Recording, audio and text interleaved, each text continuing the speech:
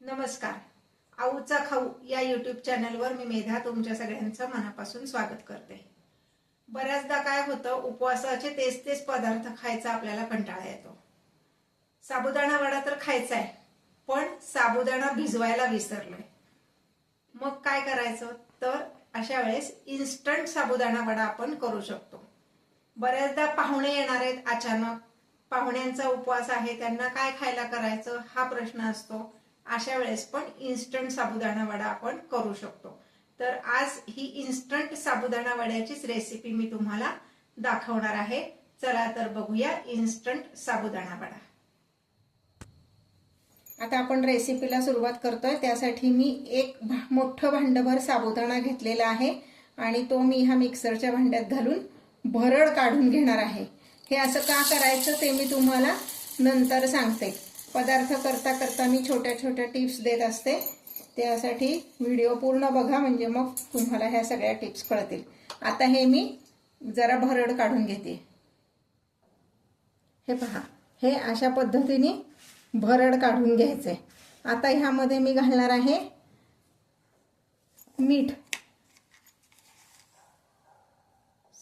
हा 1 चमचा आणि वर थोडंसं म्हणजे 1.5 चमचा साधारण मीठ घालायचंय.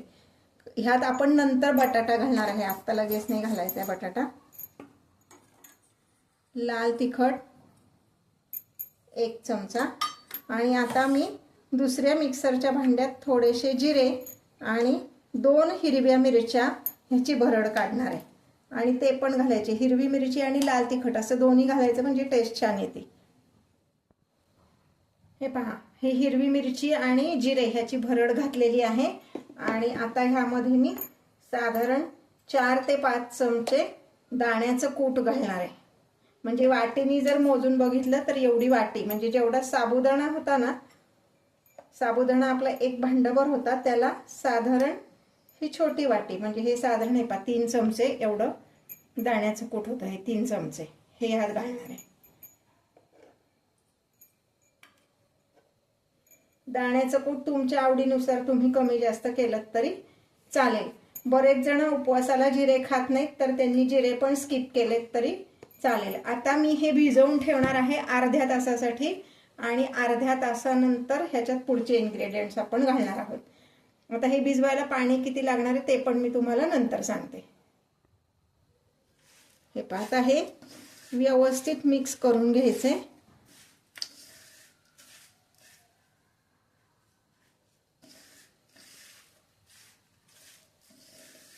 आणि हे आपण भिजवून ठेवणार आहोत अर्ध्या तासासाठी.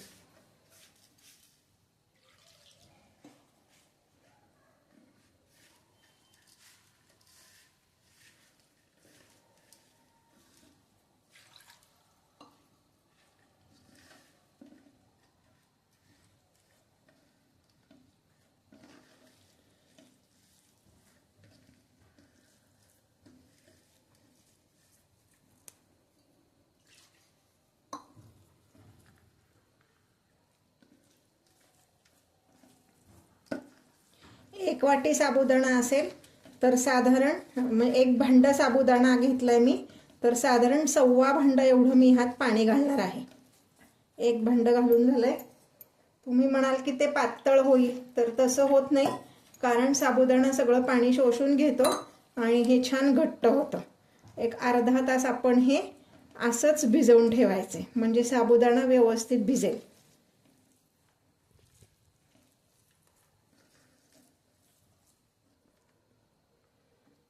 हे पहा, हे इतपत असं सैल दिसतं. मी टोटल 1.5 भांड पाणी ह्यात घातलेलं आहे. एका साबुदाण्याला भिजायला जरा पाणी जास्ती लागतं, तर इतपत पातळ हे असायलाच हवं, म्हणजे मग ते नंतर साबुदाणा भिजला की व्यवस्थित घट्ट होतं. आता ह्याच्यावर मी झाकण ठेवते आणि अर्ध्या तासानंतर आपण बघणार आहोत हे कसं तयार होतंय ते. हे पहा, हे आता अर्धा तास मी भिजवलेलं आहे. हे व्यवस्थित भिजलंय. आपण भरड केल्यामुळं हे छान असं भिजलेलं आहे. आता ह्यामध्ये मी उकडलेला 1 बटाटा घालणार आहे. हे आत्ता थोडंसं मोकळं वाटतंय.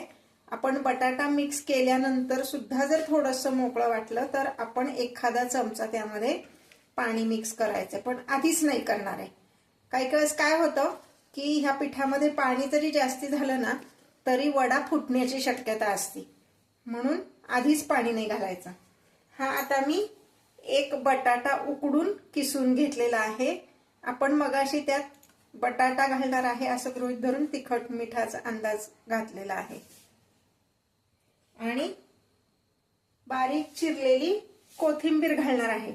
बरेच लोक उपवासाला कोथिंबीर आणि जिरे घालत नाहीत, खात नाहीत, तर तुम्ही ते स्किप केलं तरी चालू शकेल.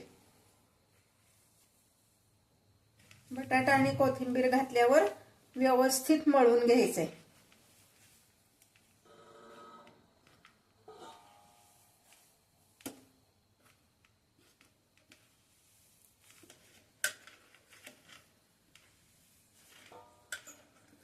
बटाटा घातल्यावर सुद्धा हे थोडंसं मोकळं आहे, तर मी अगदी 1 चमचा पाणी ह्यात मी घालणार आहे पुन्हा, म्हणजे आपल्याला वडा थापताही आला पाहिजे इतपत.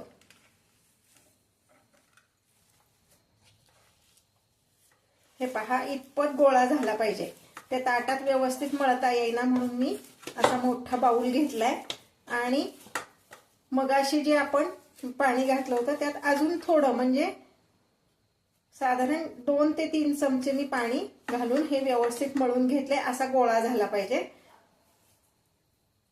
आणि मग असे छोटे छोटे गोळे थापून घ्यायचे.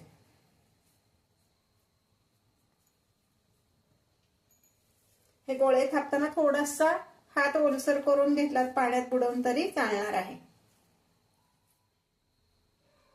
हे पहा, असे मी हे वडे थापून घेतले, छोटे छोटे आकाराचे घेतले.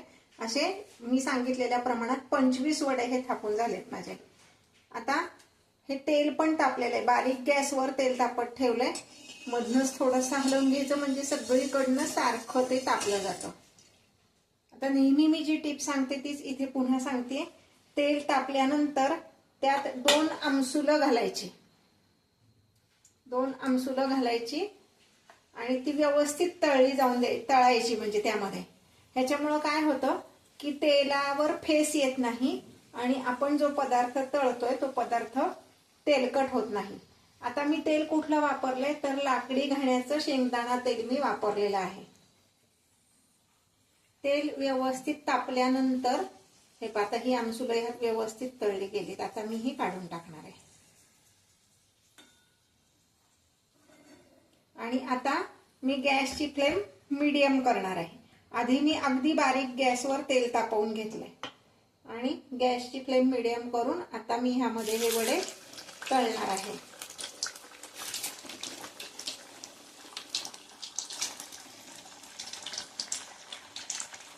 फार घालायचे नाही, 3 किंवा 4 एवढेच घालायचे.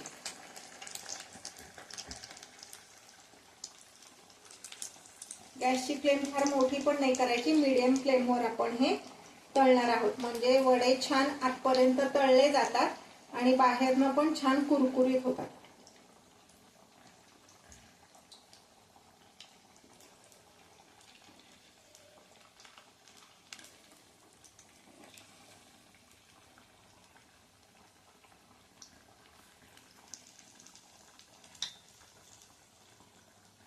आपण साबुदाणा मिक्सर मधनं बारीक करून घेतल्यामुळं काय झालं, साबुदाणा व्यवस्थित भिजला पण आतपर्यंत आणि वडे तळताना वडे फुटत नाहीत. आपण जेव्हा अख्खा साबुदाणा 4-5 तास किंवा 6 तास भिजवून मग त्याचे वडे जेव्हा करतो तर तो साबुदाणा काही पूर्ण आपण स्मॅश करत नाही, कारण तो स्मॅश करायला गेलं की चिकट होतो.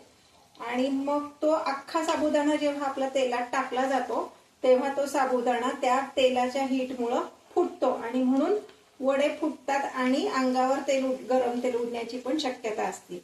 म्हणून मी नेहमीच वेळ जरी असला तरी सुद्धा, म्हणजे माझ्याकडे वेळ भरपूर अवेलेबल आहे तरी सुद्धा मी ह्याच पद्धतीने वडे करते, म्हणजे मग ते अंगावर उडत नाही.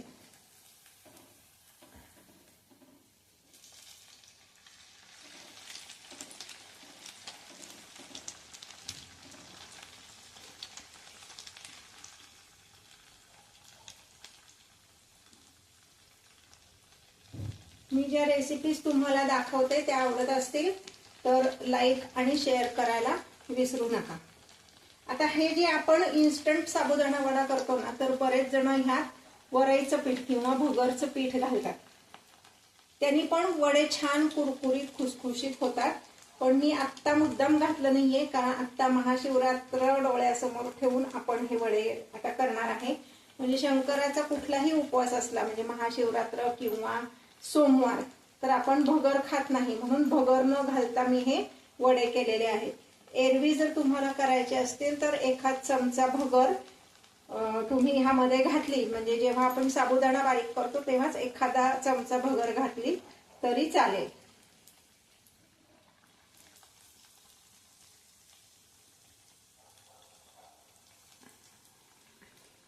अजूनपर्यंत जर तुम्ही माझ्या चॅनलला सबस्क्राईब केलं नसेल तर सबस्क्राईब करा, बेल आयकॉन दाबायला विसरू नका, म्हणजे माझे नवीन नवीन रेसिपीचे व्हिडिओ तुमच्यापर्यंत येतील। छान जरा तांबूस रंग येईपर्यंत हे आपण तळून घेणार आहोत।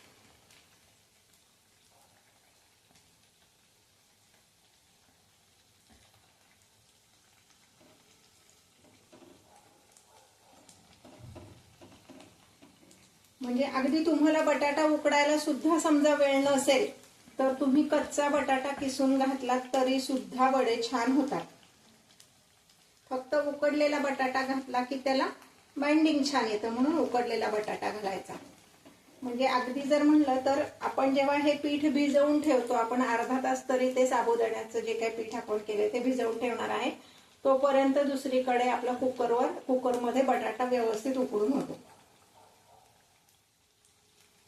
ह्याच पिठाचा अजून एक पदार्थ सुद्धा तुम्ही करू शकता, किंवा हे पीठ तुम्ही तयार करून ठेवलं तर तुम्हाला इन्स्टंटली ह्याचं थालीपीठ, उपवासाचं थालीपीठ पण तुम्ही करू शकता ह्याच पद्धतीने। पीठ हेच, तव्याला थोडंसं तूप लावायचं आणि ह्याच पिठाचं थालीपीठ पण तुम्ही करू शकता। हे किती वेळ तळायचे तर साधारण जर तुम्ही बघितलं तर हे बुडबुडे यायचं बंद झालं पाहिजे। कुठलाही पदार्थ तळताना लक्षात घ्या, आपण जेव्हा त्यात घालतो जोपर्यंत त्यात पाण्याचा थोडासा अंश असतो तोपर्यंत त्यात बुडबुडे येतात। पाण्याचा अंश कमी व्हायला लागला की बुडबुडे यायचं पण कमी होतं।